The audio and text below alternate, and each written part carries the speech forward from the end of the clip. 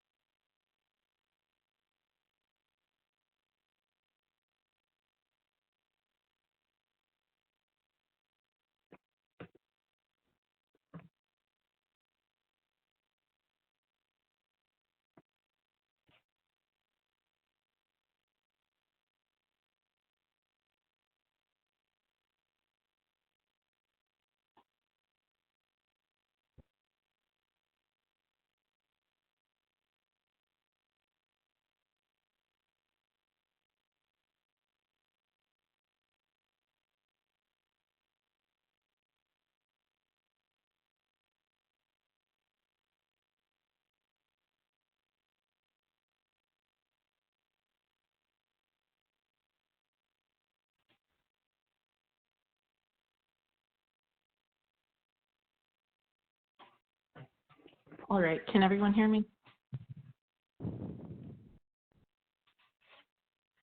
Yes, we can hear you. Okay, great. Good evening, ladies and gentlemen. My name is Shannon Arata, and I'm a member of the North Carolina Environmental Management Commission. I'm joined by my fellow commission member, Charlie Carter. Our role as hearing officers is to receive relevant comments on the proposed rule actions, report those comments, and recommend actions to the full commission. During this virtual public hearing tonight, we will be receiving oral comments from those individuals who pre-registered to speak at this event. We will end this meeting after the last commenter or 90 minutes, but we'll try to hear from as many people registered to speak as time allows. If you are having technical difficulties with WebEx, you can use the chat feature in WebEx to ask questions or seek assistance. You also can visit the Division of Air Quality's website using the link in the public notice for this hearing for instructions on various ways to connect to WebEx. We will now open the hearing on the proposed adoption of 15A NCAC 02D.0546, Control of Emissions from Log Fumigation Operations, and the amendment to 15A NCAC 02D.1104, Toxic Air Pollutant Guidelines. The North Carolina Division of Air Quality, DAQ, identified the general public residing adjacent to log fumigation operations may experience short-term exposures as well as long-term chronic exposures to methyl bromide as a result of these operations.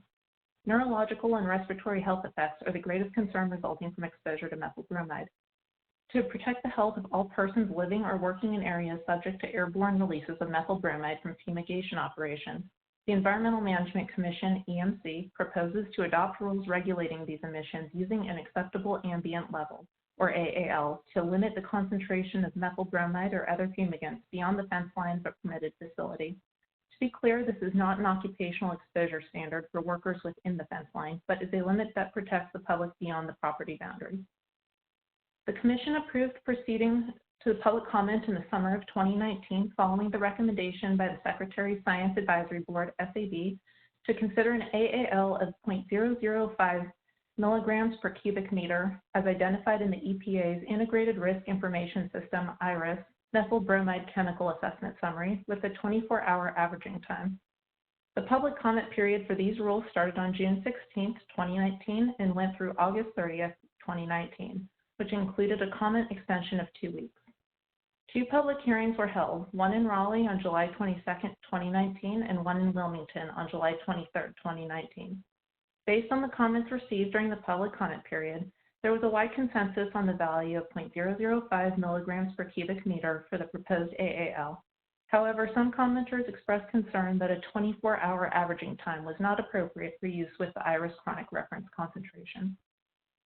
The DAQ requested additional input from the SAB, whom agreed that a longer averaging time for a chronic reference concentration is appropriate. However, they also agreed an acute value is necessary to protect the public from short-term exposures to methyl bromide. Therefore, the SAB recommended AALs of 0.078 milligrams per cubic meter with a 24-hour averaging time paired with an AAL of 0.005 milligrams per cubic meter with an annual averaging time. The 0.078 milligram per cubic meter value is based on the, quote, minimal risk level intermediate, end quote, from the April 2018 draft for public comment toxicological profile for bromomethane, prepared by the Federal Centers for Disease Control's Agency for Toxic Substances and Disease Registry, BPSDR. This additional analysis from the SAB was provided to the EMC by the DAQ during the January 7, 2020 EMC meeting. The EMC approved the continuation of the comment period and requested comment on the following proposed rules and AAL options. 15A NCAC 02D.0546, Control of Emissions from Log Fumigation Operations. This rule is proposed for adoption to establish emission control requirements for hazardous air pollutant and toxic air pollutant emissions from bulk chamber and container log fumigation operations. And 15A NCAC 02D.1104, Toxic Air Pollutant Guidelines. Along with the proposed methyl bromide AAL value of 0.005 milligrams per cubic meter with a 24-hour averaging time and AAL value of 0.078 milligrams per cubic meter with a 24-hour averaging time, the EMC seeks public comment on a paired set of AALs for methyl bromide of 0.078 milligram per cubic meter with a 24-hour averaging time and a 0.005 milligram per cubic meter with an annual averaging time. In addition, the EMC requests public comment on an AAL value for methyl bromide within a range of 0.078 milligrams per cubic meter to 1.29 milligrams per cubic meter with a 24-hour averaging time. These AAL values would be paired with an AAL of 0.005 milligrams per cubic meter with an annual averaging time. The acute toxicity value of 1.29 milligrams per cubic meter is included in the draft human risk assessment for registration review for methyl bromide, a federal insecticide, rodenticide, fungicide, HIFRA, pesticide re-registration review document prepared by the U.S. EPA Office of Chemical Safety and Pollution Prevention. A copy of this assessment can be found at the website provided in the public notice. Thank you, Shannon. This is Charlie Carter. I'm going to continue now. On January 7, 2020, an addendum to the fiscal note was approved for publication by the North Carolina Office of State Budget and Management pursuant to General Statute 150B-21.4. Previously, the Office of State Budget and Management determined the proposed rule actions have a substantial economic impact to the regulated community. The public notice for this hearing was published in Volume 34, Issue 20 of the North Carolina Register on April 15, 2020, and the public notice and complete fiscal note with addendum were posted on the Division of Air Quality website. The public notice was also emailed to those on the Division of Air Quality Rules, Development email distribution list. We will add the public notice and the proposed rule changes into the hearing record without reading them at this time. We will now take any relevant comments on the revised reproposal for adoption of 15A NCAC 2D.0546, control of emissions from the log fumigation operations, the amendment of 15A NCAC 2D.1104, toxic air pollutant guidelines, and the addendum to the fiscal note. To do this, we will call the names of each of the pre-registered speakers in the order in which they were registered, and our WebEx host will unmute the speaker when it is their turn to speak. We will also indicate the names of the next two speakers in the queue so those individuals can be prepared when their names are called to speak. You do not start speaking until the WebEx host, WebEx host has indicated that your microphone has been unmuted. It would also be helpful if any person speaking tonight would also submit a written statement for inclusion into the hearing record. If we call your name and cannot hear you after you've been unmuted, please check to see if you are muted on the WebEx screen on your computer. If you have any audio issues, try a different method of audio connection within the WebEx or use the Call Me feature to have WebEx call your personal telephone line.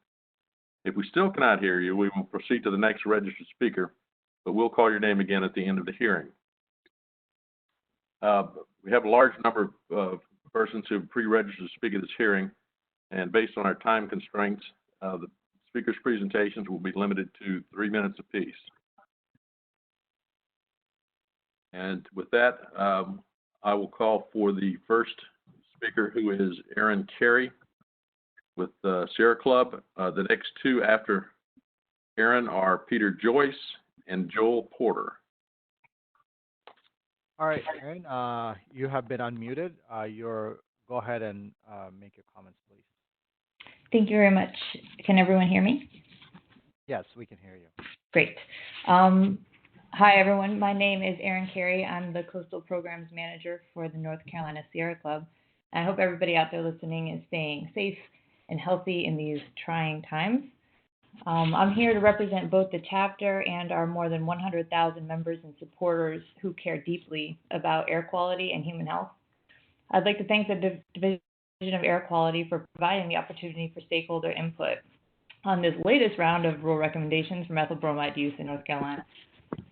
The Sierra Club has supported the AQ's efforts to regulate methyl bromide from the beginning of this controversy, and we support the current recommendation of an AAL of 0.078 milligrams per cubic meter with a 24-hour averaging time, paired with an AL of 0.005 milligrams per cubic meter with an annual averaging time. We believe this recommendation adequately addresses concerns regarding both acute and chronic exposure. Since 2018, when methyl bromide became cause for alarm for thousands of residents in Columbus and New Hanover County, we've seen the public rise up and demand protection from the colorless and odorless neurotoxin. There has certainly been no shortage of outrage as people have learned of industrial facilities quietly discharging this chemical down the street from their schools and neighborhoods with minimal regulation or oversight. In our last action alert alone, sent out last week over email and social media, we had over 1,000 people engage in support of the current rule recommendations. It's time to get these rules on the books. The people have spoken, and they support the strict regulation of methyl bromide. Thank you again for taking the time this evening to hear from those most directly impacted by this rulemaking process. We look forward to the day when residents of North Carolina no longer have need to concern themselves with exposure to methyl bromide. Thank you. Thank you. Peter Joyce is next, and then Joel Porter, followed by Heather Hilliker. Peter, you've been unmuted. Please make your comment at this time. Hello, can you hear me? Yes, we can hear you. Great.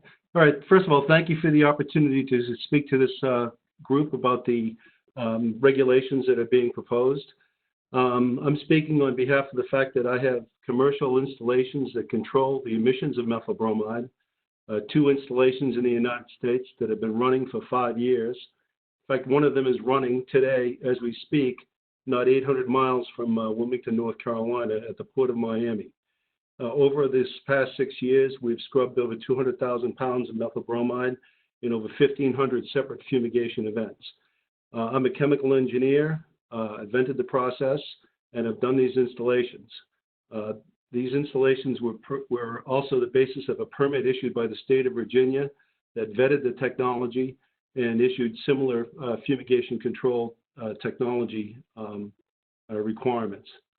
The technology has been vetted by the state of California, having done the one installation there has shown a 92 to 94% efficiency in 3 independent California state-sanctioned source tests or emission control tests. Since then, we've made a modification to our process where we can claim over 99.5% emission control, and that's by having an internal recycle stream that doesn't allow a vent to come out of the scrubber. I've submitted my comments to this group over 2 weeks ago, and in there I detail other aspects of the technology that are appropriate, including the fact of an estimate of a capital cost of about 7% based on the raw cost of the logs. So that's really the detriment to installing the technology, is that there's a capital cost.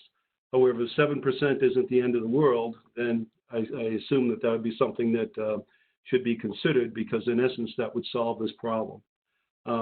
I'd be very much interested in inviting people down to the facilities in the Port of Miami, since that's the one that's closest to the facility, and go over the technology with you and provide any other documentation.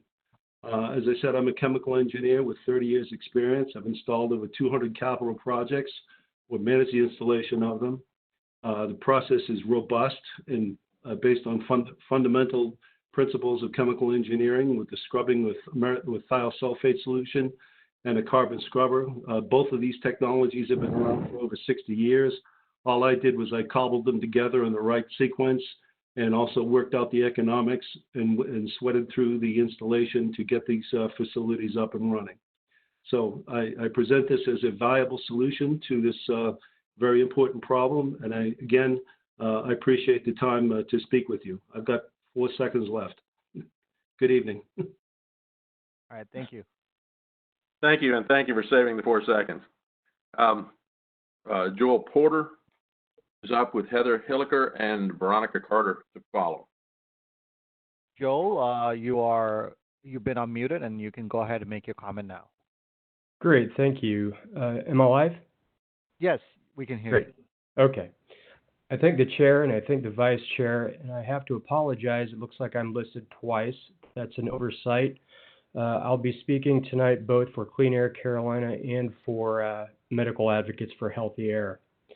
I'd like to begin by thanking the staff of the Department of Environmental Quality and the members of the Environmental Management Commission for arranging this online forum. Even during a pandemic, the department's commitment to its mission to provide a science-based environmental stewardship for the health and prosperity of all North Carolinians is still paramount and essential. My name is Joel Porter. I'm the policy manager at Clean Air Carolina, a statewide nonprofit whose mission is to protect and improve North Carolina's air quality. I'm here this evening to represent our membership across the state, which includes community members, doctors, nurses, and other concerned North Carolinians. To the matter at hand, simply, the health of our communities can and must be put first. That is why Clean Air Carolina concurs with the recommendation of the Science Advisory Board and wholeheartedly supports and endorses the lowest proposed ambient air levels. It has been well established that methyl bromide is highly toxic, and inhaling it causes numerous health risks. Environmentally, it contributes to stratospheric ozone depletion. We need rules that curb the emissions of these toxins, rules that are better for our families and better for our children. When we breathe in methyl bromide, particles are absorbed through our lungs and into our bloodstream. Even low levels of inhalation causes headaches, weakness, sore throat, nausea, and neurological effects. High exposure can damage the eyes, skin, lungs, kidneys, and central nervous system. Overexposure leads to visual disturbance, loss of coordination, tremors, convulsions, pulmonary edema, and more. And it's not just workers at these facilities who risk exposure. Methyl bromide particles can remain in the atmosphere for up to 10 months and can travel miles beyond factory fence lines. Neighboring communities around these facilities are forced to breathe in these toxins. Even brief but frequent inhalation of methyl bromide is enough to cause both acute and chronic health effects. Each breath we take should be a healthy one. An exposure to methyl bromide has been proven to be anything but. For more details on the adverse health effects caused by methyl bromide, I encourage the Commission to reference the technical comments we have previously submitted. During this comment period, you will likely hear a number of arguments about economics, about higher levels in other states, about the burden this will put on business owners. Scrubbers and controls exist and are economically feasible. Debarking and other options still allow for exports to other countries. Solutions, economically viable solutions, are available that would allow us to meet the lowest possible AAL. The science is clear on this one. There are real dangers to health and environment. The proposed AAL is a plan for a healthy and safe community. It will protect the health of our families and our children and enable a more prosperous future. I again thank the Commission and the Department for their time and consideration of this matter. I hope that today's online forum can be replicated to allow citizens to voice opinions on the many environmental issues that affect our state should we ever again find ourselves in similarly unprecedented and strange times. Thank you very much. Thank you, Joel. Heather Hilliker, I hope I'm not messing up your name too badly. Hilliker is up next, followed by Veronica Carter and Dr. Robert Parr. Heather, you've been unmuted. You can make your comments now. Thank you. Could you hear me? Yes, we can hear you. Thank you very much. My name is Heather Hilliker, and I'm providing comments today on behalf of the Southern Environmental Law Center. SELC supports the proposal to regulate methyl bromide as a state toxic air pollutant and to set the acceptable ambient level at the most stringent level recommended by the State Science Advisory Board. Although there's a general agreement that this proposed rulemaking should move forward without further delay, it is paramount that in doing so, the state does not overlook its duty to the people of North Carolina, nor its purpose under the state's air toxic regulations to protect the public health. Methyl bromide is a highly toxic chemical that readily diffuses in the air. It's dangerous to people in small doses and for short durations, causing central nervous system and respiratory system failures. Additionally, between 60 and 70% of the population have a genetic variation that makes them particularly sensitive to the neurotoxic effects of methyl bromide exposure. The AAL should therefore be set at either the original proposed AAL of 0.005 milligrams per cubic meter at a 24-hour averaging time, or the new paired approach of 0.078 at 24 hours and 0.005 annually.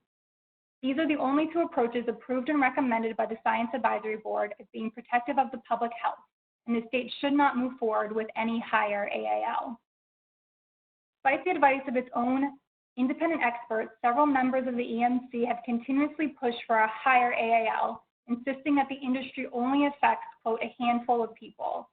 There are, however, over 159,000 people living within a 5-mile radius of the existing methyl bromide facilities, an area at which numerous studies have shown negative neurological and respiratory impacts from methyl bromide exposure.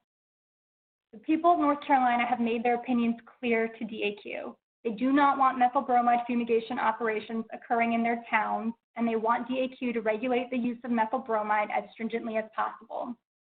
Over the past 7 years, several communities have spoken out against this industry, including Morehead City, Wilmington, and specifically Delco, where almost 2,000 people provided oral and written comments opposing the massive Malice Brothers fumigation operations. Moreover, last summer, DAQ received 1,500 comments on this rulemaking, with the majority of commenters supporting the original AAL as recommended. To be protective of the public health, the methyl bromide AAL must be set at a level to protect the most vulnerable subpopulations, including children and those with genetic variations.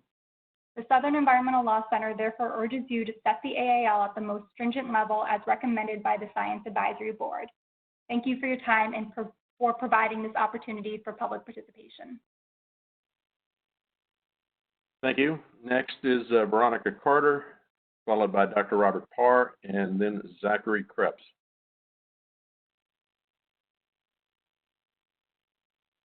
Veronica, you've been unmuted. You can go ahead and make your comment now. Thank you. Can you hear me? Yes. All right. Thank you, everyone, for the opportunity to address you. My name is Veronica Carter, and I serve on the Board of Directors for the North Carolina Coastal Federation. And I hope you will indulge me so that I can go back through memory lane a little bit. Almost 2 years ago to this day, I attended a public hearing sponsored by the Division of Air Quality in a small rural community in western Columbus County known as Acme Delco Riegelwood regarding the proposed permit by the Malik brothers. That permit was one step away from allowing an Australian-owned company to emit more methyl bromide in this small impoverished community in 1 year than is allowed in the entire country continent of Australia. Let that sink in for a minute. Hundreds of North Carolinians piled into a neighboring elementary school to speak out against the permit. In fact, so many that the local fire marshal stopped the meeting. The meeting was allowed to continue in a larger venue, but unfortunately, many had left. There were still over 50 speakers after we reconvened about an hour later in the school gymnasium. Think about that for a minute. On a hot weekday in southeastern North Carolina, people stayed to have their voice about the permitting of this dangerous substance. However, so many had left that to DEQ's credit, another hearing was held in a larger venue. That meeting also filled with hundreds of concerned residents. The possibility of permitting a facility that could have a disproportionately high adverse human health and environmental effect on this low-income community had awakened the consciousness and concerns of neighbors from a 3-county region. I think you need to realize that this particular facility is within miles of both the Columbus, Bladen, and Brunswick County lines, so it would have impacted 3 different counties. Local and county officials had shown a lack of concern regarding the people that they served. This was an environmental justice community that had already had a designated Superfund site 7.3 miles away from the proposed site.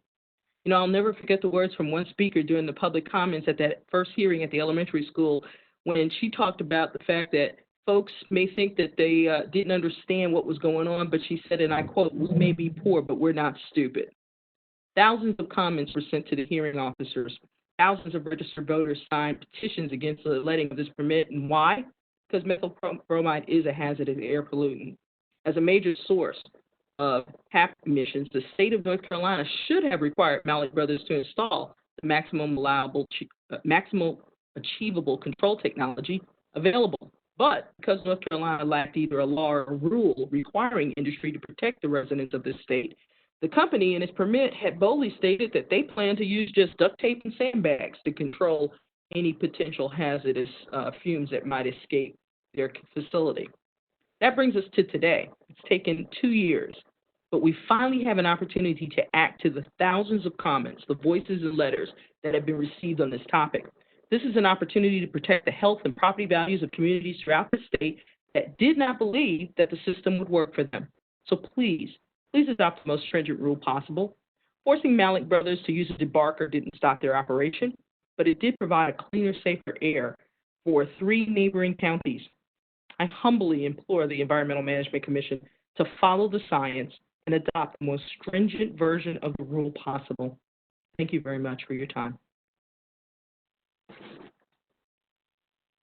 Thank you. Dr. Robert Parr, followed by Zachary Krebs and Chase Needham.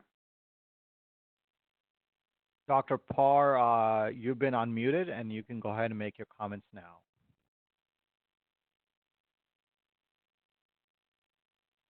I believe Dr. Parr has been having some audio connection issues. We'll come back to him. Let me see if he is caller user on the telephone. Dr. Parr, can you say something? Okay, we'll have to come back to him. All right, then Zachary Krebs, followed by Chase Needham and Sharon Valentine.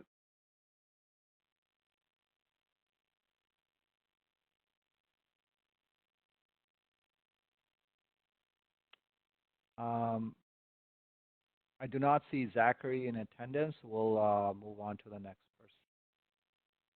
All right, that would be Jason Needham, followed by Sharon Valentine and Marilyn Pretty.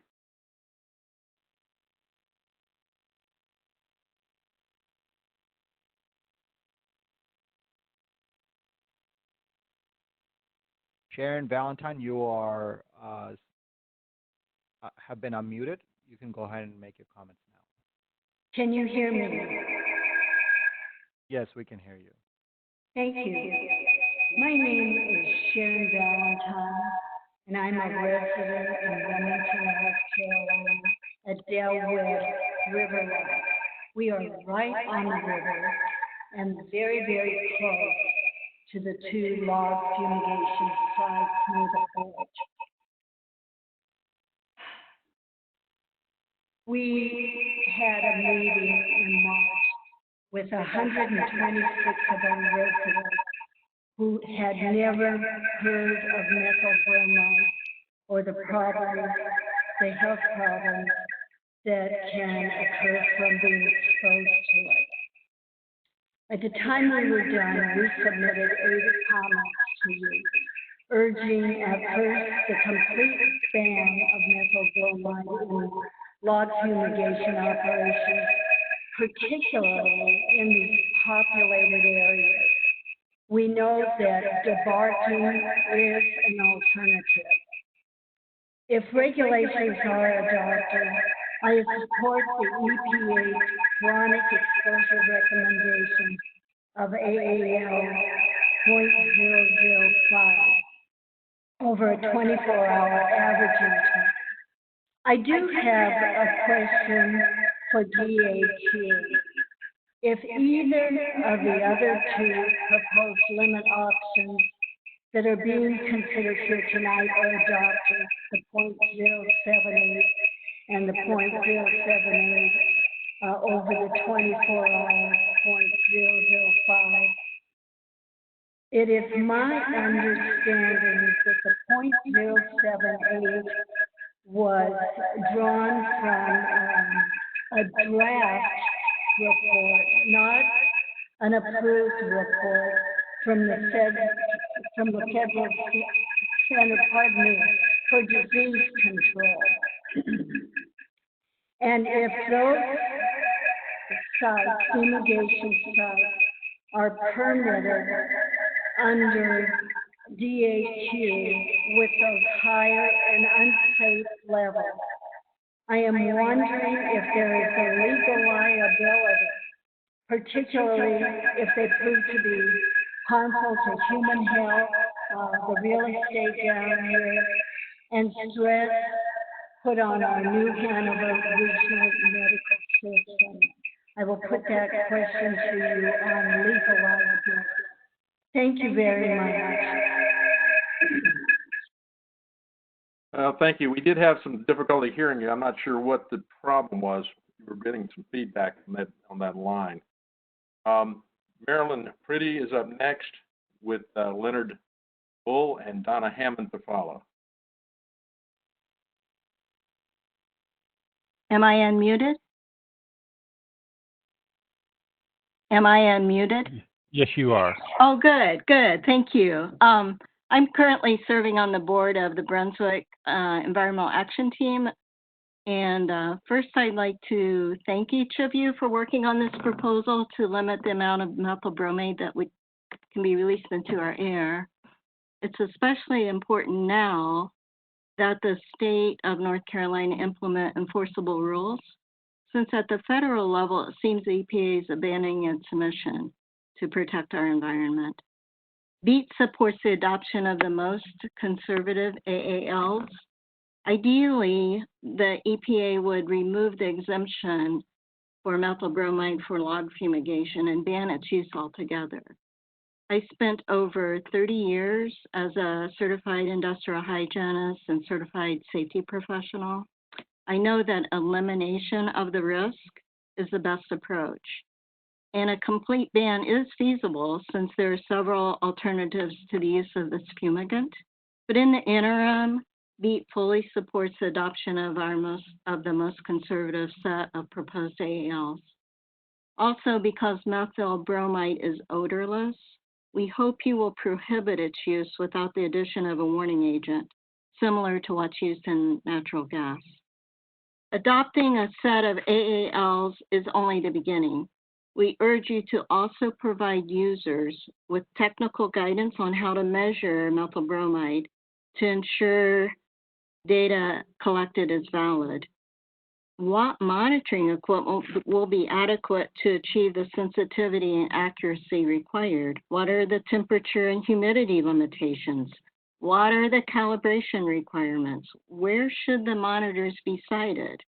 What are operator training requirements? And what quality assurance program is needed? And finally, our elected officials must adequately fund DAQ to ensure compliance with these AALs. In southeastern North Carolina, we are very tired of serving as a dumping ground. We're tired of worrying about the air we breathe. We're tired of worrying about the water we drink. We're tired of worrying about the soil we plant. We need our government to protect us from corporate polluters. So thank you again for this opportunity, and thank you for all your efforts to protect the environment and our health. Thank you. Leonard Bull is next, followed by Donna Hammond and Sharon Valentine. Oops, Sharon's on here twice. Well, we'll see if she's up this time.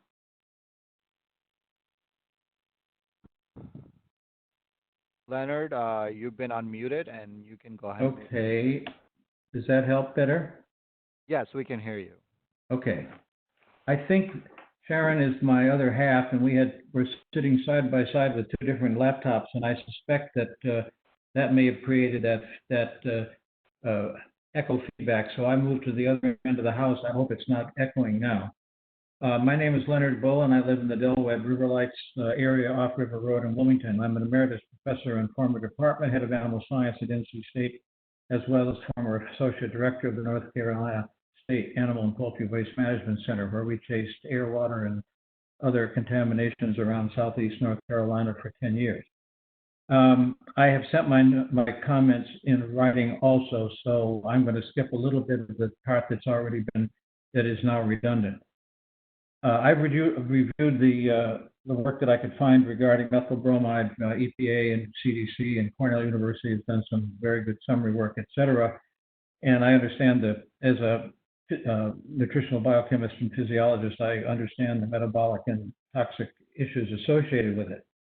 But as a resident now of about 3 miles downwind from the plant that uses methyl bromide to eliminate or fumigate softwoods at the Port of Wilmington for export, I'm concerned about the continued use of methyl bromide under the conditions, which I call pretty sloppy and casual, for the containment of that material for this purpose. When there are other methods, harmless methods such as debarking, which generates, by the way, a commercial byproduct which has value as well, and obviously capture and containment, as Mr. Joyce has commented. There are other alternatives, but as it is, I'm absolutely opposed to it. I'm also concerned with the fact that methyl bromide has not gotten very serious consideration by the regulatory bodies that really need to have taken this up earlier, but that's another issue for another day.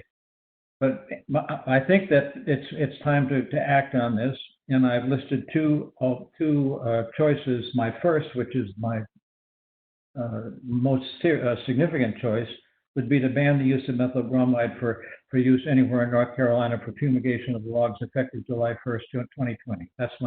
That would be my choice. Secondly, if methyl bromide is to continue to be used for fumigation of logs, that it be done so only capitalized under this proposed limit of the 0.005 milligrams per cubic meter total average over the annual basis, and that the emissions of methyl bromide at the downwind property line of the treatment facility be monitored only by third party, primarily DENR or DEQ, continuously, meaning 24/7, 365, with a monthly report of such emission data provided to all residents of New Hanover County. This recommendation explicitly forbids sampling to be done by plant owners, operators, or employees It also requires that samples be retained for analysis following standard custody of sample procedures used in any potentially litigious activity. Other options to be considered are not acceptable to me. Thank you for letting me make these brief comments. As I said, my comments have been written and sent to you. I appreciate the opportunity to do this, and thank you for holding this meeting. Thank you. Donna Hammond is next, and as I said, I've got Sharon Valentine on the list again, and then Brayton Willis. Donna's not on the line, but we will move on and see if. All right. Well, let's move on to. Well, is Sharon? Did we get Sharon, or have I lost my place here? Yes. Oh yeah, I'm sorry. Yeah, you're the one with the echo. Okay. Yes. Let's move to Brayton Willis then, and Brayton will be followed by Ashley Daniels and Mary Ganger. All right, Brayton, you've been unmuted, and go ahead and make your comment now, please. Can you hear me? Yes, we can hear you. My name is Brayton Willis, and I'm the acting chairman of the Environmental and Climate Justice Committee for the Brunswick County branch of the NAACP. And on behalf of our branch president, Carl Parker, our branch membership, and all the people that we serve in Brunswick County, I thank you for the privilege of speaking to you on this subject tonight. For the record, our branch has submitted our letter of comments to NCDEQ on 3 separate occasions. However, our position has not changed since our first send of that letter.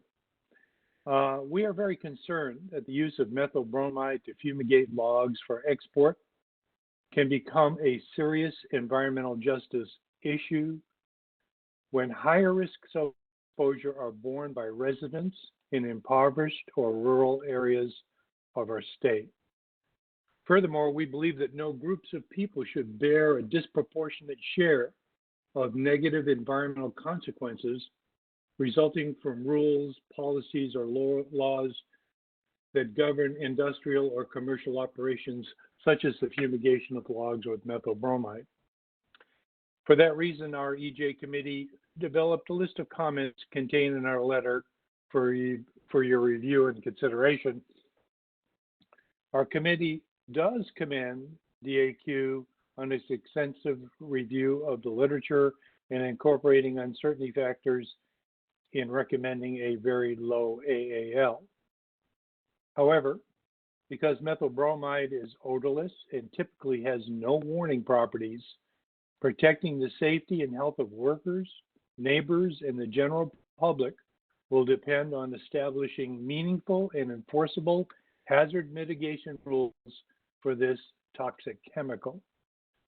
Lastly, methyl bromide is an ozone-depleting substance.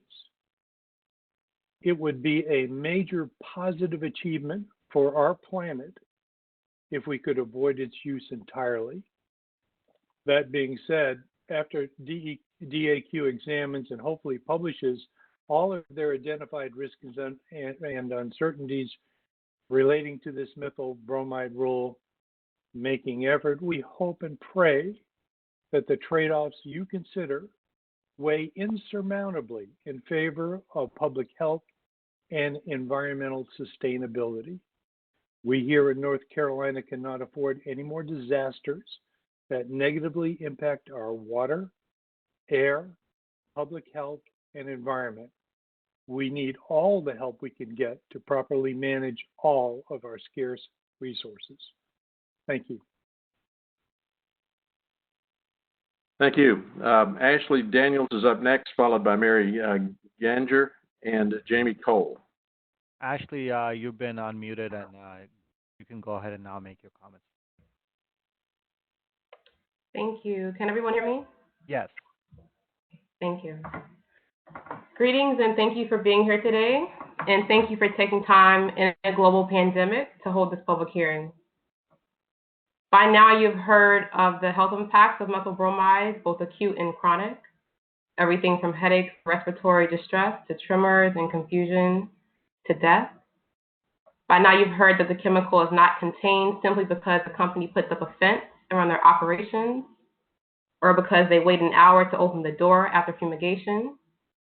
In fact, by now you know the chemical has been known to deplete the ozone layer. I know you've heard these things because I've been in the same room as many mothers, fathers, farmers, store owners, elected officials, doctors, lawyers, children, scientists, teachers, and pastors as they repeatedly given testimony asking to be protected from the chemical. According to the Environmental Protection Agency, both chemical and non-chemical alternatives to methyl bromide exist. In most cases, these alternatives can manage the pest previously controlled with methyl bromide. The statement I wish to make this evening is that methyl bromide should be regulated as strongly as possible and using the lowest possible level of the chemical. I trust the years of documented research that support the phase out of methyl bromide as other states and other countries have done. I have full confidence that the enterprising and well-resourced companies operating or looking to operate in North Carolina have the competence to employ equally effective alternatives to the chemical in their operations. I have witnessed the urgency from residents of Columbus, Bladen, Brunswick, and New Hanover County as they stood in school cafeterias, a gym, and later an auditorium asking for their health and the health of their children to be held in higher regard than a profit margin. Many of the residents are in rural parts of the state. The drive to a hospital may be 40 minutes away if they even have a car. These folks don't have air monitors on their property. They shouldn't have to. These are the same residents who are impacted by Superfund sites, brownfields, concentrated animal feeding operations, and exposures to PFAS. These residents in southeastern North Carolina and many parts of North Carolina, if they live in rural places, they're impacted by methyl bromide and other chemicals, and they're constantly fighting. The comment that I want to submit to you all tonight is that they shouldn't have to fight so hard. I support the strongest level possible for use of this chemical at the lowest possible ambient air level. And thank you so much for being here.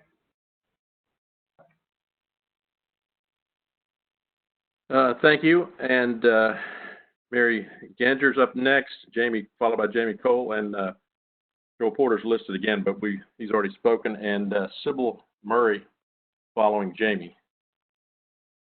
Mary, you've been unmuted, and you can go ahead and make your comment. Okay, thank you. Can you hear me okay? Yes, we can. My name is Mary Ganger, and I live in the Dow Webb at River Lights area, and I propose that we ban methyl bromide completely. Knowing what we know about the documented toxic effects of methyl bromide on the health and safety of our community and the environment, why wouldn't we ban it? Banning the use of the chemical doesn't prevent the logging industry from succeeding. They can debark logs and get the same effect. By debarking, the chemical will not need to be regulated and will not affect the health and safety of our neighbors or our environment. Thank you. Thank you. Okay, Jamie Cole, followed by Sybil Murray, and then Deborah Dix Maxwell. Jamie, you've been unmuted, and you can go ahead and now make your comments, please. Good evening. My name is Jamie Cole, and I'm a policy manager with the North Carolina Conservation Network. I'd like to start by thanking the Division of Air Quality, the Science Advisory Board, and the Environmental Management Commission for pursuing this extremely timely rulemaking. As North Carolinians have expressed over the past 2 years, with no federal or state air quality regulations to protect us from the emissions of methyl bromide, we are in need of the strongest possible state rule right now. Last year, thousands of North Carolinian residents came out to meetings and submitted comments urging the Environmental Management Commission to move forward with the strongest possible standard for methyl bromide. We cannot ignore those people. As has already been stated, we cannot let North Carolina become a hot spot for methyl bromide emissions. Strong state rules are needed now to ensure the environment and human health are protected.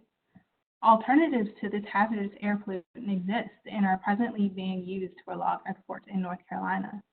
and has already been stated, this fumigant should honestly be banned. But until the use of methyl bromide is completely banned in North Carolina, we support the proposal put forward by the Science Advisory Board and the North Carolina Division of Air Quality.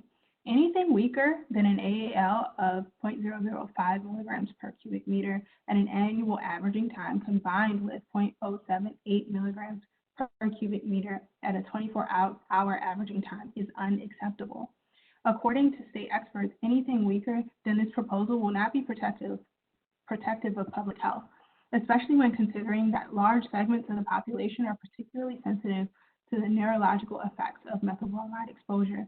And the most hazardous facilities proposing higher amounts of pollution across the state are often located in environmental justice communities. Adopting the most stringent rule possible is essential. Thank you again for your time and your efforts in this endeavor. Thank you. Sybil Murray's up next, and then Deborah Dix Maxwell is the only other one on our current list. But we will check back on the couple of folks who were not able to, were signed up, but we weren't able to access previously. Go ahead, Sybil. Hi, can everyone hear me? Yes. Yes, okay. All right, so I would just like to express my support for the following statement in the risk analysis and acceptable ambient level recommendation for methyl bromide, report submitted to the Secretary Science Advisory Board of the North Carolina Department of Environmental Quality, Division of Air Quality, February the 22nd, 2019, and the establishment of AAA levels for methyl bromide emission in North Carolina. Now, I'm going to read the statement at the end of this Secretary Science Advisory Board's report, and I think it summarizes what we've all been talking about here today.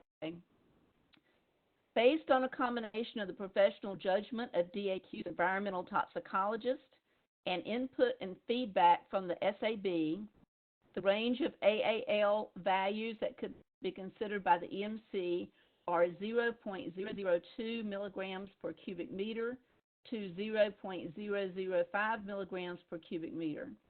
DAQ is proposing a 25-hour averaging time for methyl bromide AAL to reflect the lack of odor and taste recognition at potentially harmful exposure concentrations, the rapid absorption and distribution of methyl bromide following inhalation exposures, the slower elimination from target organs, the potential for large segments of the human population to possess a normal genetic variation that leads to increased sensitivity to neurotoxic effects that was not captured by animal studies used to develop the chronic RFC, and due to the potential for delayed onset of adverse effects following exposures.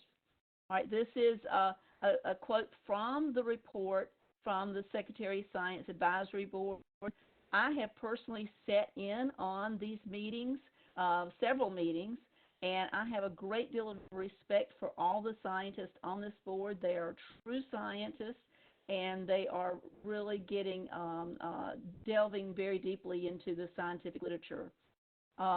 Sybil Burgess Murray, I have a PhD in biochemistry. I'm a retired chemistry and biochemistry professor from UNCW, and I'm a resident of Kelly, North Carolina, which is 10 miles from the Malik Brothers site. Thank you for the opportunity to express these comments. Thank you. Next figure on our list is Deborah Dix Maxwell, and as I mentioned previously, then we'll double back and see if the couple of folks who were not able to speak previously are available now. Go ahead, Deborah. Hello, can you hear me? Yes.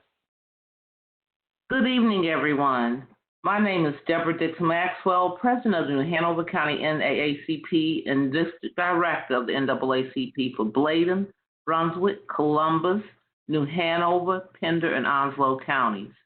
Please consider making this hearing an event that can be taken in another format, because the way it was written, it was not made like other ones, and I will gladly put that in my comments, which made it harder to share with people to make it a standalone event. I'm here as a voice for those who are unable to speak here tonight about the need not to have bromide in any amount near their residence as it has been done without proper notification or restrictions. We know about the effects of methylbromide, but today I'm asking the DEQ to do the right thing for the residents of these environmental justice impacted areas. I'm speaking for them and your regulations as if the plant was coming to next door to your house. Just think about that. Remember that this night only, but every time you have a decision to make of requesting from individual homemakers, what if it was me? The industry just wants an expeditious way to gain funds and change. There are other safe methods to use without being hazardous, without causing neurological issues. And I'm very concerned about that because I work with children for 25 years, and I've seen the effects of lead contamination on children. So today I speak to you about not having that at all within this area or in any part of the state of North Carolina, because we need stringent methods, because southeastern North Carolina continues to be an environmental justice mud pit for industries that just wish to come here because the state has not regulated them thoroughly. So I am asking the state to regulate this with the severest level that you can so that we can live within this area of our state with a little piece of air, because we definitely cannot drink our water. Thank you very much. Thank you.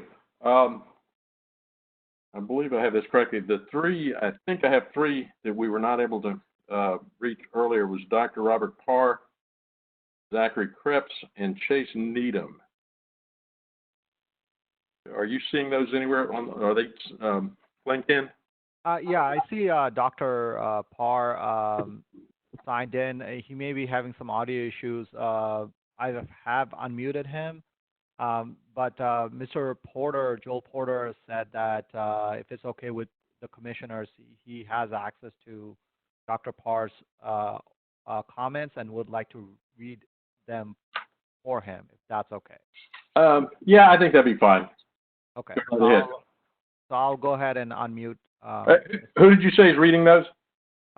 Joel Porter. Joel Porter. Okay, thank you. Hey, Joel, you have been unmuted. You can go ahead and make that comment now. Great, thank you. I appreciate the opportunity to read Dr. Parr's comments. I will read these verbatim if that's all right. My name is Dr. Robert Parr, a retired emergency physician who has lived in New Hanover County for 37 years.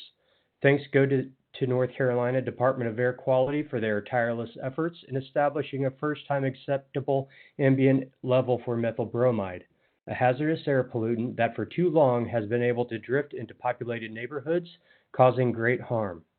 Thanks go to the pharmacologists, toxicologists, medical providers, public health experts, and environmental science members on the Scientific Advisory Board who have provided us with scientific backing.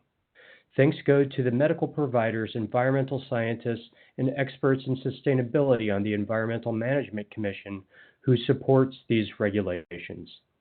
Thanks go to our elected officials and directors of public health in New Hanover and Columbus counties for their support in these matters. Let us mention the neighborhoods needlessly exposed to this outlawed chemical. New Hanover County, Sunset Park, Belmont, Hanover Heights, Echo Farms, Passage Point, River's Edge, River Lights, Del Webb, J.C. Rose School, and the folks living on Sunnyvale and Floyd Drives and Melton Road. In Columbus County, the residents of Delco, Raglewood, and Chadbourne, and the students at Acme Delco Middle School. This is not just a long list. They represent real families needlessly exposed to an odorless, colorless neurotoxin without existing air quality regulations. The proposed regulations, 0.078 milligrams per cubic millimeter, per cubic meter, averaged over 24 hours, and 0.005 milligrams per cubic meter averaged annually, are the only values backed by the Science Advisory Board, and they have my full support. The physical impacts note neglected to estimate the cost to the public directly associated with the use of methylbromide. The cost to mitigate medical damage falls directly on the shoulders of individual families county government, and our overstressed medical system? How do you pay for delayed intellectual development in a child? Lastly, to the members of the Environmental Management Commission who may be presently opposed to these regulations, I ask that you reconsider your opinion at this time. Respectfully, you are on the wrong side of history, the wrong side of science, and the wrong side of voting for the greater good. Thank you, Dr. Robert Parr. Thank you for taking care of that, Joel. Now, let's check back. I'm going to check back one more time, or one last time here on Zachary Krebs and Chase Needham. Do we have them? We do not have Chase, and let me check on. And we do not have Zachary either. Okay. And the other question is whether there's anyone else on the call who would like to speak. I guess you'd have to make yourself known by email, or is there some other way they could indicate that? They can use the chat function to go ahead and submit whether or not they want to say something. We do have maybe 2 to 3 telephone callers. I can unmute them to see if they wanted to say something, if that's okay with you. Yeah, that's fine. The 3 or 4 telephone callers who are on the line, if you want to say something, you can. You've been unmuted. Are there any one of you or more that would like to speak? You don't have to. I'm not trying to force you to do so. We just want to provide the opportunity if you have a desire to do so. We do have from chat that Peter Joyce would like to make a comment. Peter Joyce? Yes. Make an additional comment then, or is he on our list? Let's see. I've lost. He is. He's at the beginning. Oh, value recovery. No, he's already spoken. No. Okay. We'll take anybody else who's not spoken, but we're not going back over the speakers who've already been on. Well, I'm sorry. I'd like to hear Sharon Valentine. Sharon Valentine's already been on. I guess got something from someone else who wanted to hear her, but she's already spoken. Well, I don't see anybody else asking to speak. So in that event, we're going to close down the public hearing at this time.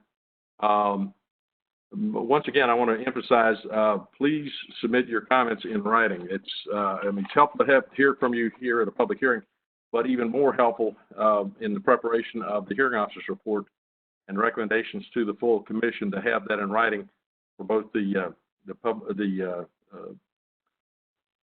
hearing officers and for the staff. It makes it certainly as much easier for the staff to help us compile that. If you would put your thoughts and comments in writing and send them in.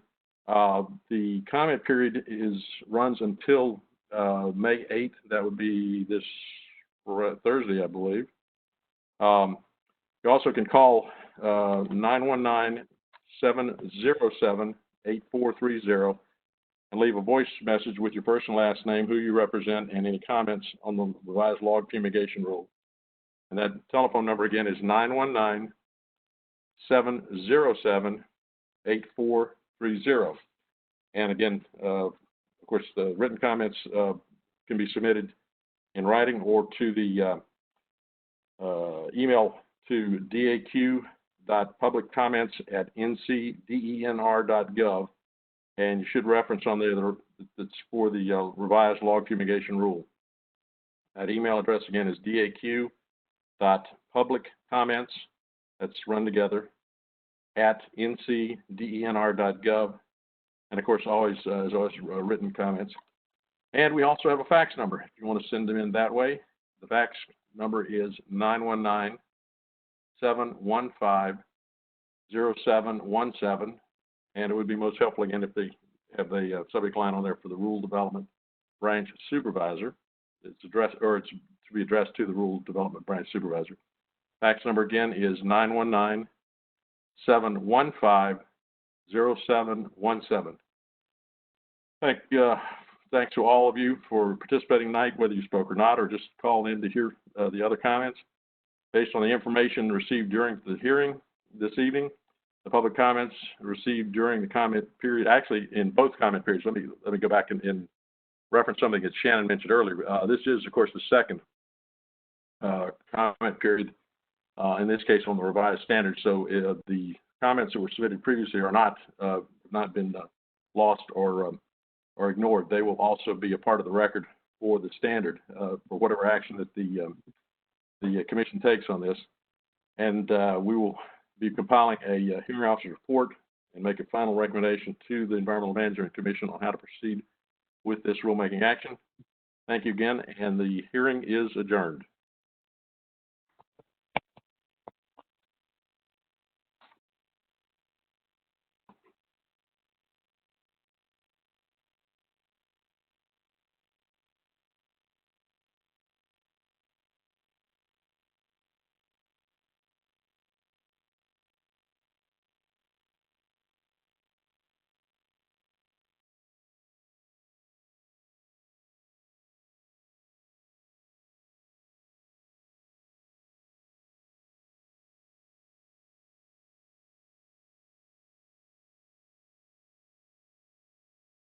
So that's done. Patrick, Zainab, Matt. Yes. I'm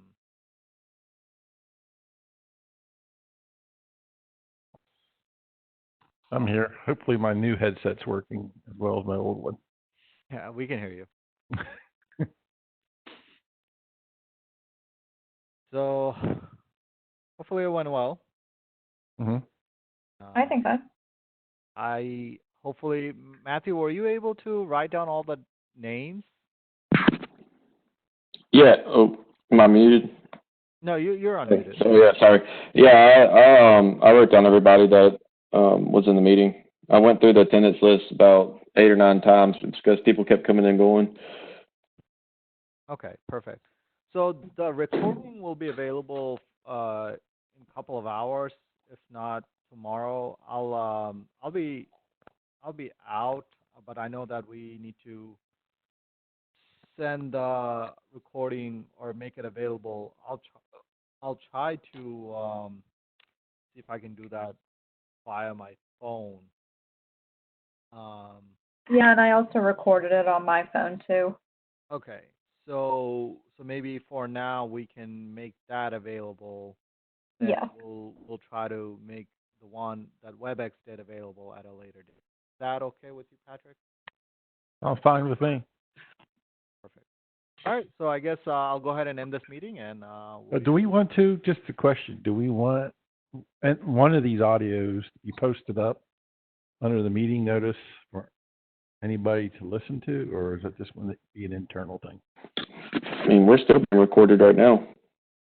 Yeah, I know. Yeah, let me stop